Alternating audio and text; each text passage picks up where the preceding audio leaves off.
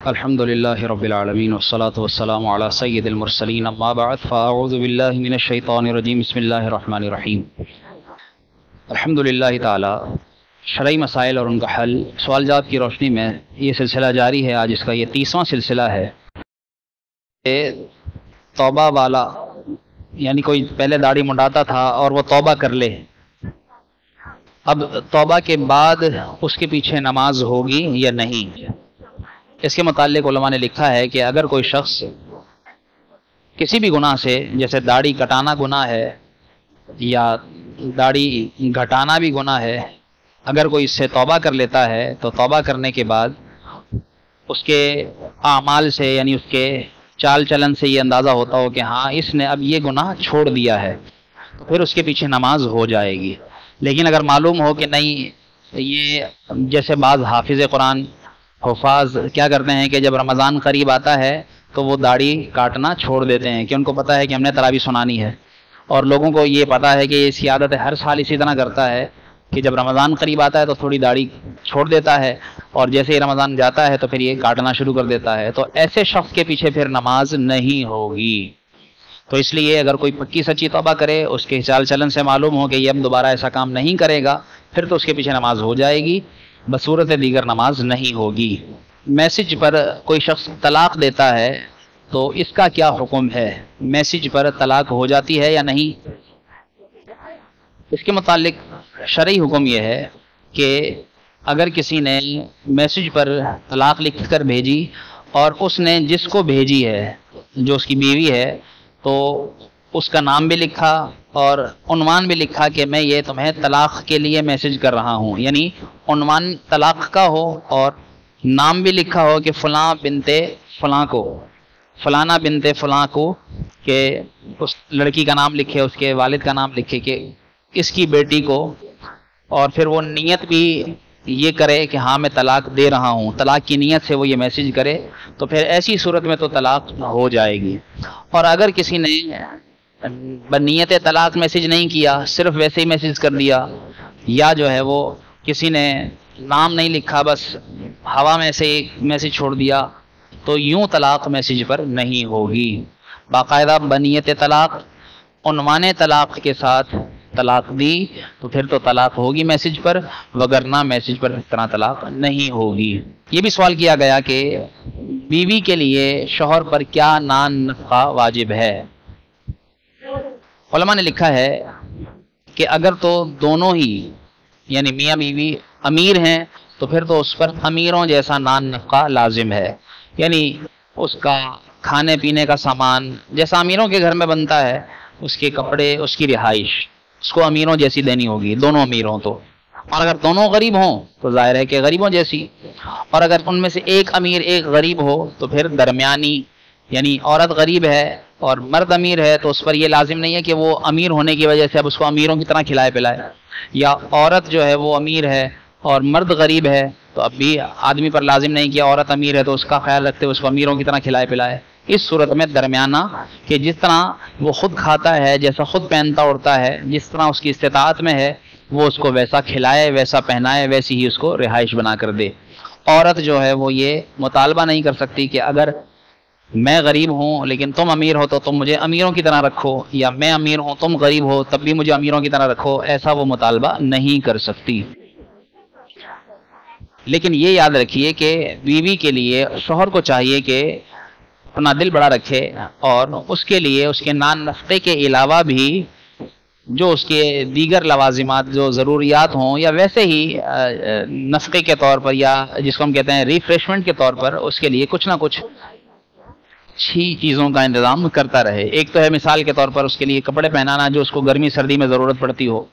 لیکن اگر اس کے علاوہ بھی اللہ نے اس کو استطاعت دی ہے تو اس کے لیے ویسے کبھی سوٹ بنوا دے، یا اس کو 3 وقت کا کھانا جیسے ناشتہ، دوپہر کا کھانا، رات کا کھانا، اس کے علاوہ بھی کبھی اس کو کوئی اور چیز کھانے کی ضرورت ہو، کہیں باہر گھومنے کی ضرورت ہو، تو یہ بھی اپنی عورت کے لیے وہ کر سکتا ہے۔ اس میں یہ بنیادی چیز ذہن میں رکھیے کہ وہ ہے شوہر کی استطاعت پر، جتنا اس کا جیب اجازت دیتی ہو اتنا وہ کر سکتا ہے، اس سے زیادہ عورت اس پر بوجھ نہیں ڈال سکتی۔ ہاں اگر وہ عورت کا جو ضروری بنیادی واجب نان نفقہ ہے وہ بھی نہیں دیتا تو پھر وہ عورت مطالبہ کر سکتی ہے کہ کھانے کو تو دے، کم سے کم پہننے کو تو دے، رہنے کو تو دے، اتنا جو ہے وہ عورت مطالبہ کر سکتی ہے۔ رسول اللہ صلی اللہ علیہ وسلم نے ارشاد فرمایا کہ اگر تم بیوی کے منہ میں نوالا لقمہ رکھتے ہو تو اللہ تعالیٰ تمہیں اس پر بھی صدقے کا ثواب عطا فرماتا ہے۔ اور اس طرح جو ہے وہ ظاہر سی بات ہے کہ بیوی بچوں پر خرچ کرنا، اہل و عیال پر خرچ کرنا، یہ یقیناً ثواب ہے، کار ثواب ہے۔ بندہ اچھی نیت سے کرے تو اللہ تعالیٰ اس پر، اس کی اچھی نیت پر اسے اور زیادہ عطا فرماتا ہے۔ ایک اور سوال یہ کیا گیا کہ نظر سے بچنے کے لیے بسا اوقات ٹیکا لگایا جاتا ہے کان کے پیچھے یا ٹھوڑی پر، بچوں کو مائیں لگاتی ہیں گال پر، تو یہ ٹیکا لگانا کیسا؟ اس کے متعلق ذہن میں رکھیے کہ جو چیز شریعت سے نہ ٹکراتی ہو تو وہ چیز کرنا جائز ہے، اور یہ ٹیکا لگانا حضرت عثمان غنی رضی اللہ تعالیٰ عنہ سے بھی ثابت ہے۔ حضرت عثمان غنی رضی اللہ تعالیٰ عنہ نے ایک صاف رنگ والے بچے کو دیکھا تو آپ رضی اللہ تعالیٰ عنہ نے اس کی ٹھوڑی کے نیچے ٹیکا لگانے کا حکم دیا۔ تو اس لیے ٹھوڑی کے نیچے یا کان کے پیچھے ٹیکا لگایا جائے تو یہ ٹوٹکا ہے، کہتے ہیں کہ بچوں کو نظر نہیں لگتی، اور نظر برحق ہے، یعنی کسی کو نظر لگتی بھی ہے۔ جب کوئی ایسا ٹوٹکا نہ لگا لیا جائے پھر نظر بھی لگتی ہے، چاہے وہ انسانی نظر ہو یا اوپری سے مراد جنات کی نظر ہو، تو یہ چیزیں بھی اثر انداز ہوتی ہیں۔ اس لیے رسول اللہ صلی اللہ علیہ وسلم نے ارشاد فرمایا کہ نظر برحق ہے۔ نظر اونٹ کو کڑھائی میں اتار دیتی ہے، یعنی اگر اونٹ بھی ہو اور اس کو نظر لگ جائے تو بسا اوقات وہ بھی مر جاتا ہے۔ اس لیے ذہن میں رکھیے کہ نظر برحق ہے، اور نظر سے بڑے اثرات ہوتے ہیں۔ اللہ تعالیٰ نے انسان کے ہر عضو میں اور خاص طور پر اس کی نظروں میں بڑی تاثیر رکھی ہے۔ اس لیے علماء لکھتے ہیں کہ اگر ماں باپ محبت کی نگاہ سے اولاد کو دیکھتے ہیں تو اللہ تعالیٰ اولاد کو مثبت اثرات عطا فرماتا ہے، اور اگر ماں باپ کو اولاد اچھی نظر سے دیکھتی ہے تو اللہ تعالیٰ اس اولاد کو اچھی نظر سے دیکھنے پر ثواب عطا فرماتا ہے۔ تو اس لیے نظر کے بڑے اثرات ہیں۔ آپ نے دیکھا بھی ہوگا کہ بعض اوقات مختلف جو شعبدے بازی کرنے والے ہوتے ہیں کہ وہ نظروں سے بسا اوقات گلاسز توڑ دیتے ہیں، شیشہ توڑ دیتے ہیں وغیرہ وغیرہ، یہ بھی چیزیں دیکھی اور دکھائی جاتی ہیں۔ بہرحال نظروں میں ضرور اثر ہے، اور نظر کے اثر سے بچنے کے لیے دعائیں بھی پڑھی جا سکتی ہیں، جیسے سورہ قلم کی آخری آیہ کریمہ ہے وَإِن يَكَادُ الَّذِينَ كَفَرُوا لَيُزْلِقُونَكَ بِأَبْصَارِهِمْ لَمَّا سَمِعُوا الذِّكْرَ وَيَقُولُونَ إِنَّهُ لَمَجْنُونَ۔ سورہ قلم 29ویں پارے میں، سورہ ملک کے بعد دوسری صورت ہے، تو اس کی آخری آیت اگر کسی پر بھی دم کی جائے 7 مرتبہ پڑھ کر یا 11 مرتبہ پڑھ کر تو اس سے بھی نظر کا اثر دور ہو جاتا ہے، بری نظر کا اثر۔ تو نظریں اچھی بھی ہوتی ہیں، بری بھی، تو زیادہ تر جو ہے وہ نظر لگانے کا یہی مطلب ہوتا ہے کہ یہ بری نظر کے اثر میں آیا ہے۔ تو اس کے لیے بہرحال یہ ٹوٹکے جو جائز ہوں، شرعی اعتبار سے غلط نہ ہوں، یا اس طرح کے اوراد و وظائف کرنا جائز ہے۔ یہ بھی سوال کیا گیا کہ میاں بیوی ایک دوسرے سے کب تک دور رہ سکتے ہیں؟ بعض لوگ کہتے ہیں کہ نکاح ہو گیا اور رخصتی نہیں ہوئی تو وہ کئی مہینے گزر گئے تو اب کیا ان کا نکاح ٹوٹ گیا؟ یا اسی طریقے سے اگر شوہر جو ہے وہ کئی سال تک نہ آئے باہر ملک میں، مثال کے طور پر نکاح ہو جائے اور پھر اس طرح کیا نکاح ٹوٹ جاتا ہے؟ اس کے متعلق ذہن میں رکھیے کہ شوہر اپنی بیوی کی رضامندی سے جتنا چاہے دور رہ سکتا ہے، 2 مہینے، 4 مہینے، سال، 10 سال، 20 سال، بیوی کی رضامندی سے، اس کی خوشی سے، یعنی وہ اگر زبردستی نہ کرے، وہ مطالبہ نہ کرے تو شوہر دور رہ سکتا ہے۔ لیکن اگر عورت مطالبہ کرے تو پھر مرد جو ہے وہ عورت سے 4 مہینے سے زیادہ اس کی مرضی کے بغیر دور نہیں رہ سکتا۔ حکم یہ ہے اس کو، جیسے بعض فوج کی نوکری کرتے ہیں یا ایسی نوکریوں پر ہوتے ہیں جو باہر ملک میں ہوتے ہیں، تو پھر وہ ان کے بچے دوسرے ملک میں ہوتے ہیں، تو ان کو چاہیے کہ حضرت عمر رضی اللہ تعالیٰ عنہ نے بھی اپنے دور میں جو مسلمان جہاد پر جاتے تھے تو ان کے لیے یہ حکم نافذ کیا تھا کہ 4 مہینے سے زیادہ کوئی جہاد پر نہ رہے، یعنی اپنی زوجہ سے دور نہ رہے۔ اور آپ نے یہ باقاعدہ مسئلہ اپنی بیٹی حضرت بی بی حفصہ رضی اللہ تعالیٰ عنہ سے پوچھا۔ آپ نے پوچھا کہ عورت مرد کے بغیر کتنا صبر کر سکتی ہے، کتنا دور رہ سکتی ہے؟ تو آپ کی بیٹی نے بتایا کہ 4 ماہ زیادہ سے زیادہ۔ اس کے بعد آپ نے یہ فیصلہ نافذ کر دیا کہ 4 ماہ سے زیادہ کسی مجاہد کو جہاد پر نہ بھیجا جائے۔ تو اس لیے 4 ماہ سے کم کے عرصے میں تو عورت سے مرد دور رہ سکتا ہے، 4 ماہ سے زیادہ اس کی مرضی کے بغیر دور نہیں رہ سکتا۔ ہاں اگر اس کی مرضی ہے تو پھر تو جتنا مرضی دور رہ سکتا ہے، لیکن پھر بھی حکم یہی ہے کہ 4 ماہ سے زیادہ عورت سے دور نہ رہے، بلکہ 4 ماہ بہت زیادہ فی زمانہ پر فتن دور میں تو مرد عورت کا حق زوجیت ادا کرتا رہے، اسی میں بھلائی ہے۔ یوں ہی کسی نے سوال کیا کہ اسلام کی کیا تعریف ہے، اسلام کسے کہتے ہیں؟ اس کے متعلق علماء نے لکھا ہے کہ جو بھی چیزیں رسول اللہ صلی اللہ علیہ وآلہ وسلم بحیثیت خاتم النبیین، آخری نبی ہونے کی حیثیت سے آپ ضروریات دین اللہ کی جانب سے لے کر آئے ہیں، وہ ساری چیزیں ماننا، ان پر دل سے تصدیق کرنا اور ان کا زبان سے اقرار کرنا، یہی ایمان اور یہی اسلام ہے۔ اس کے بعد بات آ جاتی ہے عمل کی، تو پھر اگر کوئی شخص ساری دنیا دینی چیزوں کو، ضروریات دین کو، جیسے جنت دوزخ ہے، فرشتے ہیں، خدا ہے، اللہ تعالیٰ رسول گزرے ہیں، کتابیں اتری ہیں، تو یہ جو چیزیں ضروریات دین سے ہیں، ان پر اگر وہ ایمان لاتا ہے، دل سے اس کی تصدیق کرتا ہے، زبان سے اقرار کرتا ہے، تو وہ مسلمان ہے۔ ان میں سے کسی کا انکار نہ کرتا ہو، اگر کسی کا انکار کرتا ہے یعنی اس کو نہیں مانتا، پھر وہ کافر ہے، پھر وہ مسلمان نہیں ہے، وہ اسلام نہیں لایا۔ ہاں اگر مانتا ہے، اسلام لے آیا، ایمان لے آیا، لیکن عمل نہیں کرتا، جیسے نماز کو مانتا ہے لیکن نماز نہیں پڑھتا، تو پھر وہ گناہگار تو ضرور ہے لیکن کافر نہیں ہوگا۔ بے شک وہ کوئی نماز نہ پڑھتا ہو، لیکن اس نماز نہ پڑھنے سے وہ ایک طرح سے اس کی یہ بے عملی اس کو فسق کی طرف لے جائے گی۔ فسق و فجور ہے، گناہ ضرور ہے، انکار نہ کرنے کی وجہ سے کفر نہیں ہے۔ اگر انکار کرے گا تو پھر کافر ہو جائے گا۔ صلو، مرد عورت کو طلاق دے دیتا ہے، اس کے کچھ سال کے بعد یا کچھ مہینوں کے بعد اس کو رکھ لیتا ہے، تو اس کے لیے کیا حکم ہے؟ بھائی سیدھی سی بات ہے، اگر اس نے اس کو طلاق مغلظہ دے دی ہے، 3 طلاقیں دے دی ہیں، پھر تو وہ بنا حلالہ کیے عورت کو دوبارہ لا ہی نہیں سکتا، وہ اس پر حرام ہے۔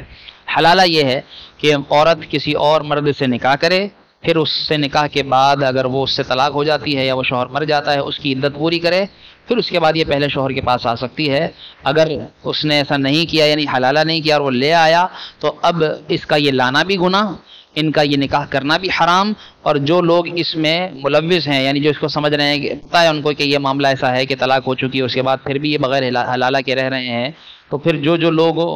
جن لوگوں کو معلوم ہے، جانتے بوجھتے ان کے ساتھ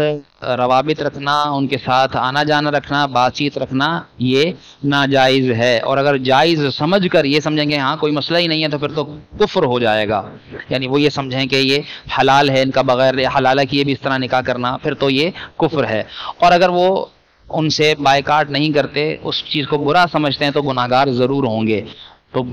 ان کا یعنی ان کے ساتھ جو مسلمان ان کے رہنے والے ہیں، آس پاس کے پڑوسی ہیں، ان کے دیگر رشتہ دار ہیں، ان پر بائیکاٹ کرنا لازم ہے۔ ان کے ساتھ لین دین چھوڑ دیں، ان کے ساتھ آنا جانا چھوڑ دیں، ان کے ساتھ رشتہ داری ختم کر دیں، یعنی ان کو بالکل تنہا کر دیں، تاکہ انہیں معلوم ہو کہ یہ ہم غلط کام کر رہے ہیں۔ کسی کے ساتھ اگر سوشل بائیکاٹ ہوتا ہے تو یہ اس کے لیے بڑی سزا بنتی ہے کہ اس کے ساتھ کوئی بات ہی نہ کرے۔ اس طرح جب کسی کے ساتھ ہوگا تو پھر وہ اس کو سمجھیں گے، اور ہو سکتا ہے کہ وہ باز بھی آ جائیں، لیکن اگر پھر بھی باز نہیں آتے تو پھر ان پر وبال پڑے گا۔ مومن اور مسلم، جیسے مومنین، مومنات، مسلمین، مسلمات کہا جاتا ہے، تو اس میں بنیادی فرق کیا ہے؟ دراصل قرآن کریم میں بھی اس کے متعلق اشارہ ملتا ہے۔ اللہ تعالیٰ نے ارشاد فرمایا کہ اے نبی صلی اللہ علیہ وآلہ وسلم، ان اعرابیوں سے کہیے، قالت الاعراب آمنا، جب اعرابیوں نے کہا کہ ہم ایمان لے آئے، قل لم تؤمنوا، اللہ تعالیٰ نے فرمایا اے نبی ان سے کہو کہ یہ ایمان نہیں لائے، ولکن قولوا اسلمنا، ان سے یہ کہو کہ ہم تو اسلام لائے ہیں۔ کیوں یہ کہا گیا؟ اس لیے کہ وہ زبان سے تو بولتے تھے لیکن دل سے نہیں مانتے تھے، تو زبان سے اقرار کرنا، دل سے نہ ماننا، یہ اسلام تو ہے، ایمان نہیں ہے۔ ایمان یہ ہے کہ دل سے بھی مانے اور منہ سے بھی اقرار کرے، تو وہ چونکہ منہ سے ہی کہتے تھے، صرف دل سے نہیں مانتے تھے، اور وہ منہ پر یہ کہتے تھے کہ ہم ایمان لائے، تو اللہ تعالیٰ نے منع کر دیا کہ اے نبی ان سے کہہ دیجئے کہ یہ ایمان نہیں لائے، کیونکہ یہ دل سے مومن نہیں ہے، دل سے یہ منافق ہیں، ابھی منہ پر اسلام ہے، دل میں ان کے کفر بھرا ہوا ہے، تو اس لیے یہ منہ سے اپنے آپ کو مسلمان کہہ رہے ہیں، ان کے منہ سے کہی ہوئی بات کو اسلام کے طور پر تو مانا جا سکتا ہے، لیکن ایمان ان کا معتبر نہیں ہے جب تک یہ دل سے ایمان نہیں لائیں گے۔ تو ایک تو علماء نے یہ فرق لکھا ہے کہ دل سے نہ مانے، منہ سے کہے تو اسلام ہے، دل سے بھی مانے، منہ سے بھی اقرار کرے تو پھر یہ ایمان ہے۔ اور بعض علماء نے یہ فرق بھی لکھا ہے کہ جو شخص اسلام لے آیا اور عمل نہیں کرتا، یعنی نماز مانتا ہے، روزہ مانتا ہے، حج مانتا ہے، زکوٰۃ مانتا ہے، لیکن کرتا کچھ نہیں ہے، تو ایسا شخص مسلم تو ہے، مومن تو ہے، مسلم تو ہے، مومن نہیں ہے۔ ہاں اگر وہ سارے فرائض بجا لاتا ہے، گناہ سے بچتا ہے، تو پھر ایسا شخص مسلم بھی ہے اور مومن بھی ہے۔ تو اس میں یہ آسان سا جملہ سمجھ لیجئے کہ ہر مومن مسلمان ہے، ہر مومن مسلمان ہے، لیکن ہر مسلمان مومن نہیں ہے۔ حضرت عمر رضی اللہ تعالیٰ عنہ کیا حضرت مولا علی کرم اللہ تعالیٰ وجہہ الکریم کے داماد ہیں؟ جی ہاں، اس کے متعلق علماء نے لکھا ہے کہ حضرت علی رضی اللہ تعالیٰ عنہ کی چھوٹی بیٹی ام کلثوم، جو حضرت بی بی فاطمہ الزہرا رضی اللہ تعالیٰ عنہ سے پیدا ہوئی تھی، ان سے حضرت عمر نے نکاح کیا تھا۔ تو اس اعتبار سے حضرت عمر حضرت علی کے داماد ہیں اور حضرت علی حضرت عمر کے سسر ہیں۔ عورت اپنے شوہر کو مجازی خدا کہہ سکتی ہے یا نہیں؟ علماء نے لکھا ہے کہ کہنا تو جائز ہے، لیکن حکم یہی ہے کہ ایسے لفظ استعمال نہ کرے کہ جس سے کسی کو شبہ ہو جائے، یا ظاہر ہے کہ وہ کوئی مجازی خدا اور کوئی اس طرف اس کا ذہن کسی اور طرف چلا جائے، تو حکم یہی ہے کہ کہنے سے بچے۔ لیکن بہرحال اگر کوئی کہتا ہے، جس طرح عام ہمارے معاشرے میں کہا جاتا ہے کہ بھئی شوہر مجازی خدا ہوتا ہے، تو وہ اس اعتبار سے کہا جاتا ہے کہ جس طرح اللہ تعالیٰ کا ہر حکم ماننا انسانوں پر یا مسلمانوں پر فرض ہے، ایسے ہی عورت پر بھی شوہر کا ہر حکم ماننا ضروری ہے جو شریعت کی حدود میں ہو۔ تو یوں جو ہے وہ مجازن اس کو یہ کہہ سکتی ہے، لیکن بہرحال بچنا چاہیے کہ ایسے الفاظ نہ کہے جائیں۔ عصر کی نماز یا ظہر کی نماز میں جیسے سری نماز ہے، یعنی آواز سے قرات نہیں کرتا امام، اور اس نے بھول کر آواز سے سورہ فاتحہ پڑھنا شروع کر دی، کسی نے پیچھے سے لقمہ دیا اور امام نے وہ لقمہ لے لیا، تو اب وہ نمازی کی نماز ہو جائے گی یا اس کا لقمہ لینا صحیح ہے یا نہیں، یا کس طریقے سے نماز درست ہوگی؟ اس کے متعلق علماء نے لکھا ہے کہ اگر امام کو کسی نے پیچھے سے لقمہ دیا، ظاہر ہے کہ اس نے سری نماز میں جہرن قرات شروع کر دی، جس نماز میں آہستہ پڑھنا تھا اس میں زور سے پڑھنا شروع کر دیا، تو سجدہ صاحب تو اس پر لازم ہو گیا۔ اور کسی نے جب پیچھے سے لقمہ دیا تو ظاہر ہے اس نے صحیح لقمہ دیا ہے، تو اس کا یہ لقمہ دینا صحیح ہے، اس کی نماز فاسد نہیں ہوگی اس مقتدی کی۔ لیکن امام کے لیے یہ حکم ہے کہ اگر اس نے 5ویں آیت شروع نہیں کی تھی، جیسے الحمدللہ رب العالمین پہلی آیت، الرحمن الرحیم 2، مالک یوم الدین 3، ایاک نعبد و ایاک نستعین 4، یہ 4 آیتیں اگر اس نے جو ہے وہ پڑھ لی تھیں اور 5ویں شروع نہیں کی تھی، تو اس سے پہلے اگر اس کو لقمہ مل گیا، پھر وہ شروع سے سورہ فاتحہ سرن پڑھ لے، آہستہ آواز سے پڑھ لے، پھر تو اس کی نماز سے سجدہ سہو ساقط ہو جائے گا۔ لیکن اگر اس نے جہاں سے لقمہ ملا وہیں سے آہستہ پڑھنا شروع کی، جو پیچھے آواز سے پڑھ چکا تھا اس کو آہستہ آواز سے نہیں پڑھا، تو پھر اس پر سجدہ سہو کرنا لازم رہے گا۔ سجدہ سہو تب ہٹ جائے گا جب اس نے دوبارہ اس سورت کو شروع سے آہستہ آواز سے پورا پڑھ لیا، تو ٹھیک ہے، وگرنہ سجدہ سہو لازم ہوگا۔ غیر مسلم کی غیبت کرنا جائز ہے یا نہیں؟ ویسے تو مسلمانوں کی غیبت کرنا حرام ہے۔ قرآن کریم میں اللہ تعالیٰ نے ارشاد فرمایا وَلَا يَغْتَبْ بَعْضُكُمْ بَعْضًا، تم میں سے کوئی کسی کی غیبت نہ کرے۔ أَيُحِبُّ أَحَدُكُمْ أَن يَأْكُلَ لَحْمَ أَخِيهِ مَيْتًا فَكَرِهْتُمُوهُ، کیا تم میں سے کوئی یہ پسند کرے گا کہ وہ اپنے مردہ بھائی کا گوشت کھائے؟ تو یقیناً اسے ناپسند ہوگا۔ تو مسلمان کی غیبت کرنا ایسے ہے جیسے اپنے مرے ہوئے بھائی کا گوشت کھانا، تو یہ تو ہے حرام۔ اور غیبت کی تعریف کیا ہے کہ کسی کے پیٹھ پیچھے سے اس کی برائی بیان کرنا، اس کے عیب کسی کے سامنے ایسے عیب ظاہر کرنا کہ جو اس کو پتہ چلیں گے تو اس کو برا لگے گا، تو یہ غیبت ہے۔ مسلمان اس میں بہت زیادہ مبتلا ہیں، پیچھے سے برائیاں ایسے کی جاتی ہیں، اور غیبت کے اس گناہ میں بہت بڑی تعداد اس میں مبتلا ہے،